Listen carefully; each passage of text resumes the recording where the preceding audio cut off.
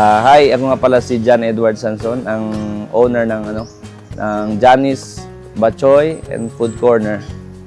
Actually, nagsimula ito nung November 2023. Yung Johnny's ay galing sa anak ko, yung second namin na lalaki, si Johnny. Siya yung nasa picture doon sa sa logo. Yung pinsan ko kasi marunong sa batchoy, kaya sabi ko, why not try natin itong batchoy mo, baka sumikat ito. Doon kami nagumpisa sa Barangay Kulianan, mesa-mesa lang. Sa una, okay, maraming tao na pumunta ng opening, pero nung tumagal siya ng mga 1 week, bumaba na yung sales. Nakita ko yung effect na kailangan pala na maganda yung lugar kung saan kakain yung mga tao. Hindi pwede na Kaya umorder ako ng mga payong ganito, mga brown. Sinubukan kong ilagay doon sa daanan. At yun, medyo napansin nga ng mga tao yung At the same time, yung batchoy, okay, masarap man siya. Yun nga lang, walang lugar na pwede sila kumain ng maayos ba. Kaya doon, sabi ko, kailangan natin to ayusin. Actually, yung batchoy, ang chicharon na nilalagay lang namin is beef lang.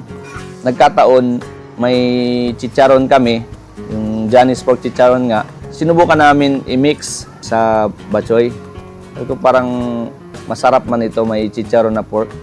So instead of beef chicharon ang nilagay namin, pork na.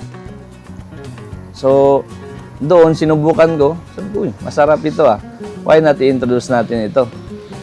So nung dumating yung time na hinire na namin yung vlogger namin na si Sir Kogan Lakwatsero, tinry niya yung pagkain at yun, binansagan niya yung special batchoy namin na bowl, yung malaki. Binansagan niya ng overload batchoy. Doon yung batchoy namin parang naging matunog. Saka nung nakita nila yung tasa, may mga chicharon sa halos lahat yun nung after i-publish yung video. Pag may dumating na mga customer, saan ba yun, yung lugar ng batchoy na, yung vlogger na kumakain na masarap talaga, makita mo siya. Si Kogan, sabi ko. Dito yun, ma'am, sabi ko. That's why, nag-isip kami, sabi ko, kailangan natin humanap ng place na may indoor din.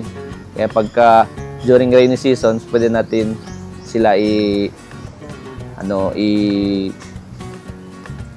turo na doon kayo sir sa or ma'am sa Johnny's Food Corner Mercedes. Kaya ito na yung kinuha namin na area.